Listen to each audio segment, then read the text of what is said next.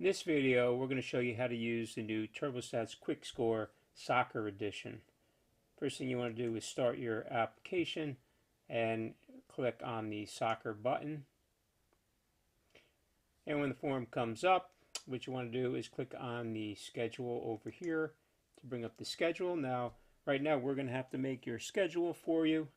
You should have a schedule in here. If you don't have any games, you could hit Add Game. And make sure you have the all option here. This way you could add games here and save them. So you could pick a team out of the list if you're playing the same team again, and you'll get the same roster. Otherwise, hit add team and create new teams here. Okay, if you need to edit any game, you can highlight the game and then you could hit edit and do the same thing, make any changes, and then hit save game. Okay, so I'm just going to pick a game to score. Now, if you scored the game already, it's not going to update the scores on this schedule right now, but when you click on score, it'll prompt you that says you already edited this game. You could reopen it and you could just say yes, and that game will open up on your computer. Now I'm going to open up a game that I scored already just so you get an idea of how it's going to look with data in here.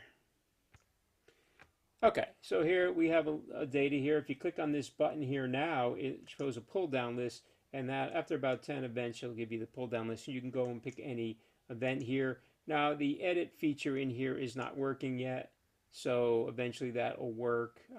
Look for updates. But if you need to edit anything in here, you could just go right into you could use undo. That's the best way to make any changes. You just hit undo, and it will remove your last event.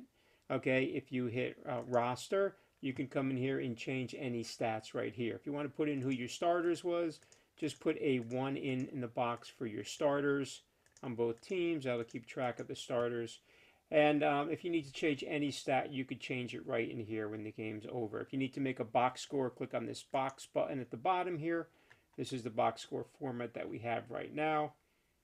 Okay, and if you want to make an an XML rather, click on the gear icon and turn the XML on. You have to be registered for this, and then just hit the cast button and the XML should pop up here in your browser so you could look at it with the path. It's always going to make the same XML file, so you could rename them if you want to save them game by game.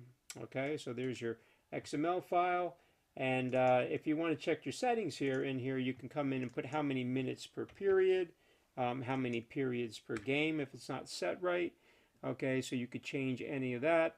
How many players you want in the game. If you want 11 players, make sure it's set to 11. If you just want to keep track of time for your goalie, you could just put a 1. Okay, and so if you want to do all the times, have 11 players in, and then just double click to add the players who are starting into the game like this. Okay, so I'm just going to add a bunch of them. You could put all 11 in there. And then you start running the clock, and then what I'm going to do here is just move the clock forward a little bit here. And it's 5 minutes and start. Now if you move your mouse over the number, it should show how many minutes they've had since they've been in. Okay, so if you need to look at that, you could always just do that here. And then if you want to sub someone out, you just say number 8, waiting for number 7. Now if you go into the roster page and you look up number 7, he's got 5 minutes here. Okay, that's minutes from before. So you could track the minutes played if you want for all the players. If you want to clear everybody out, just use this button here and it'll clear the whole roster out. You could add new players. Okay, when it does that, it should put up all the times for all the players who were in. And the way it would look with just the goalie keeping track of time would be you would just have a 1 here. And then you could just drag the goalie in here.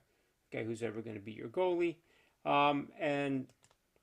Okay, and so that's the only one that will track time. There's also a plus or minus category. So if players are subbed in the game and you go to roster, it will keep track of plus or minus what the change in score is when the players are in the game. That group of players, everybody gets a plus or minus based on a goal from either team. Okay, so basically all you're doing to score is you could either click these buttons here. There was a shot, and you can pick the player right out of the list here, or you can pick the number first, and then you can click shot. Now if you're doing the subs, and I have everybody in the game here.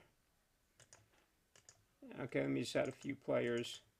You could just highlight the players here and say, you know, corner kick, defensive save that way. And so you'll see the changes up here. Again, you could undo here to make any changes. We will have the ability to click on it and hit edit later. That'll pull up a form, but right now I don't believe it's changed. It's still basketball stuff. So that will be changed and updated if you want to change that. That just updates the play-by-play. You don't really have to worry about that if you're just doing player totals and you're not printing out any type of play-by-play anyway. You could just go right into the roster and make any changes. If there's any fouls, what you need to do is just click on the player who had the foul, or you could just hit 5, had a foul, and then you get a choice here, whether it's a red card, yellow card, whatever, and you can click on that. If it's a yellow card, and then you'll see that player will get a yellow card. Okay, and so that's, if you need to change the clock, you could just stop it and then change it up here. Okay, and change the period. You click on this button up here, and it'll change the period. If the clock timer runs out, it will prompt you to change the period. Some of these stats up here, I don't know about timeouts, what you want to do with the timeouts, but you could set the timeouts in here. If soccer, you just get so many full timeouts, you could just put them in here and get rid of all the partials. So this works for multiple sports. It's going to work for basketball, volleyball, and other sports in here. So it's going to be our standard scorekeeping tool where you could switch between courts. All right, so that's really how it works. There's a goal. You click on the goal here, and then who got the assist.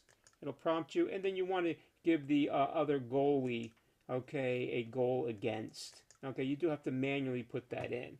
All right, so if there's this goal from one team, make a goal against on another team. So if there's a shot on goal for one team and there's a save, you could just hit save and then pick the goalie. But you have to do both sides. We don't have autocomplete set up there yet for prompting you who made the save like it does with the assist, but that could come down the road. So, that pretty much covers what you would need to do. When the game's over, you hit end game. It'll say you want to end the game, you hit yes. It'll post the score up, into a cloud drive where it's saved. It's also going to be on your computer. And just right now, the soccer is not part of the dashboard yet, so it will not give you updated stats and scores for the total for the season. You're just going to get game by game stats right now. And so when those features come out, we'll let you know that there's the ability to do a team website and have team total stats on the dashboard, but it's probably not going to come out until January, that functionality. So after your game's over, just go in there and make your XML like this, hit the output button, the cast button there, and then you could post your stats up to your website if you need to. And then when it's over, you just go back to the schedule. Like if I wanted to put in my old games in here and I was doing one game after another, I could end this game, post the score, and then the box score goes up there, and then I could say start a new game, and it will come back, and I go back to the schedule, and I can pick, the season and open up another game. If you want to play around, there's a test site here you can go into. You just come in here, and you can go score, and you can make up teams. If you want to add players quickly, you could hit the plus sign here to add players. So here's a quick tip. Let me show you this. If you go into one of your teams and say the players are wrong, you want to go in, because we imported all these players, you can go in and pick on the player here and change the player's name if you want, okay, or you can change the player's number right here. And then if you make any changes to the players, let's just say I add a player to this team, okay, the number is going to be 44, and then I'm going to give him a name, John Doe, okay. And so after I do that, if I want to preserve this lineup, okay, I have to hit this save icon right here, and that'll push that lineup up to the server here. And so now the lineup's ready, so you can come in and check all your players for both teams and save any of these, make sure the lineups are right. And then when you pick the game again, okay, that was a game against Justice. Let me pick this one now. That player should be on the roster now. So if I go into this roster, scroll down, there's my player I added. All right, so if you add or edit any of these rosters, remember to hit these save icons that pop up there to push them up to the backup of the cloud, and this way you'll be able to use those rosters again. So that's how you could prepare for a game, by doing the rosters ahead of time and then just saving them. If you don't save them, they're going to be back to the way they were when you get back in.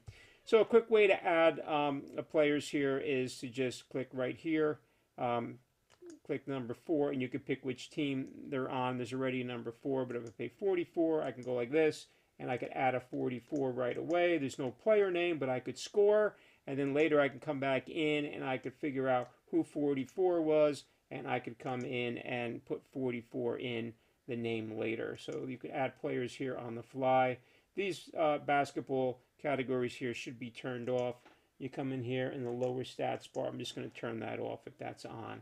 Okay, and it did switch over here on me to basketball when I did that. So let me switch back to soccer.